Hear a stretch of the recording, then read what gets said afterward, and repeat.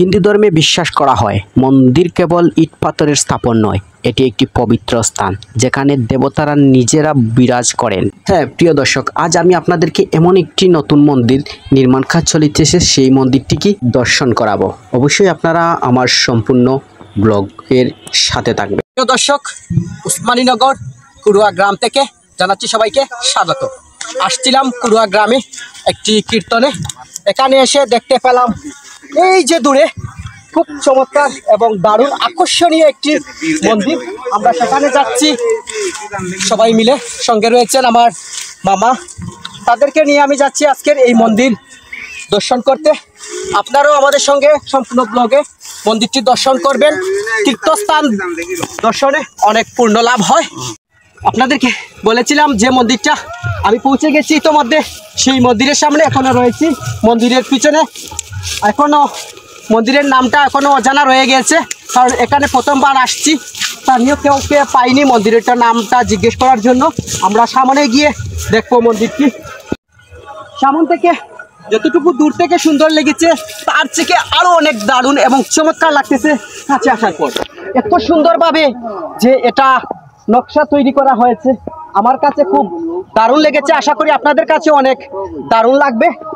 মন্দির সম্পর্কে বহু পৌরাণিক কাহিনী ও বিশ্বাস আছে, যা হিন্দু ধর্ম ও সংস্কৃতির গভীরে পৈতৃত্য। এরকম আমি কিছু তথ্য আপনাদেরকে মন্দির দর্শন করে কিছু তথ্য তুলে ধরব পৌরাণিক কাহিনী থেকে। মন্দির স্থাপন ও স্থাপত্যের পিছনে দেবতাদের পরিকল্পনা আছে, এটাও কিন্তু পৌরাণিক কাহিনীতে কিছু তথ্য তুলে ধরা হয়েছে। হিন্দু ধর্মে বিশ্বাস করা হয় মন্দির কেবল ইট পাথরের স্থাপন নয়, এটি একটি পবিত্র স্থান। প্রিয় দর্শক, এখন চলে আসছি ঠিক মন্দিরের সামনে। মন্দিরটির নাম হয়েছে শ্রী চৈতন্য মহাপ্রভুর মন্দির। এখনো নির্মাণ কাজ শেষ হয়নি। মন্দির একটি পবিত্র স্থান যেখানে দেবতারা নিজেরাই বিরাজ করে থাকে। হ্যাঁ, শাস্ত্র অনুসারে মন্দির নির্মাণের সময় দেবতার মূর্তি স্থাপন, দিক নির্দেশন এবং মণ্ডপের আকৃতি সবই দেবতার শক্তির সঙ্গে সামঞ্জস্য রেখে নির্ধারিত হয়। পুরাণে বলা হয় বিশেষ কিছু মন্দিরে গমন করলে পূর্বজন্মের বন্ধন থেকে মুক্তি পাওয়া যায়। পুরাণে এমন আরও অনেক তথ্য তুলে ধরা হয়েছে।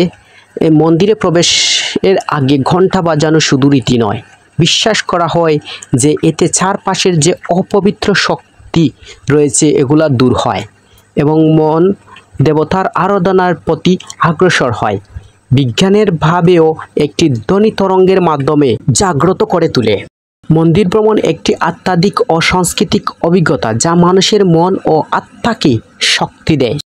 আর এই ভ্রমণ শুধু ধর্মীয় দিক থেকে গুরুত্বপূর্ণ নয়, বরং ঐতিহ্য, স্থাপত্য, ইতিহাস ও প্রকৃতির সম্পর্কে জানার অনেক সুযোগ এনে দেয়। মন্দিরে গেলে মানুষের প্রার্থনার মধ্যে মানসিক শান্তি পায়। অনেক মন্দির পাহাড়, নদী, জঙ্গলের মাঝে অবস্থিত হয়, যা ভ্রমণে আরও মনোমুগ্ধকর করে তোলে। প্রতিটি মন্দিরের নিজস্ব ইতিহাস ও স্থাপত্য রীতি, ধর্মীয় অনুষ্ঠান থেকে যা জানা ও দেখা সত্যি এক শিক্ষণীয়মূলক অভিজ্ঞতা।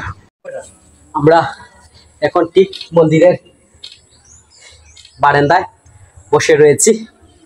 এতক্ষণ আমরা মন্দির পরিক্রমা করলাম, এখনো পূর্ণ নির্মাণ কাজ শেষ হয়নি। যখন পূর্ণ নির্মাণ কাজ শেষ হয়ে যাবে তখন অবশ্যই যদি ভগবানের কৃপা হয় আমরা সবাই মিলে আবারও আসবো সেই মন্দিরে পরিক্রমা করার জন্য। মন্দিরটা পরিক্রমা করবো, খুব ভালোই লাগতেছে পরিক্রমা করতে। আসলে এই মন্দিরে তো প্রথমবার আসছি, কারণ দূর থেকে যেরকম মন কেড়ে নিয়েছিল আসলে বাস্তবে ঠিক সেরকমই মন কাড়ার মতো। আর প্রত্যেকটা জায়গা এখানে টাইলস করা হয়েছে আসলে।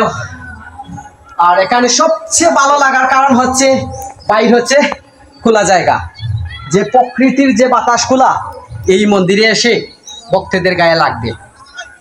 তো আপনারাও একদিন এখানে এসে ভ্রমণ করে যাবেন, দেখবেন আপনাদের কাছেও বেশ ভালোই লাগতেছে। প্রিয় দর্শক, আমরা এতক্ষণ ছিলাম শ্রী চৈতন্য মহাপ্রভুর মন্দিরে। আমরা এতক্ষণ মন্দির পরিক্রমা করে আমরা এখন বিদায় নিচ্ছি। আপনাদের মাঝ থেকে দেখা হবে আপনাদের সাথে পরবর্তী আরও কোনো নতুন আমার ট্রাভেল ব্লগে। ততক্ষণ আপনারা আমার সঙ্গে থাকবেন। আর ছোট্ট একটি রিকোয়েস্ট থাকবে শেষের দিকে, যদি আপনারা আমার ফেসবুক পেজে নতুন হয়ে থাকেন অথবা ইউটিউব চ্যানেলে নতুন হয়ে থাকেন, তাহলে ফেসবুক পেজটি ফলো দিয়ে রাখবেন আর ইউটিউব চ্যানেলটি সাবস্ক্রাইব করে রাখবেন। পরবর্তীতে আরও নিত্য নতুন যে ব্লগগুলো আসবে সবার আগে আপনারা পেয়ে যাবেন।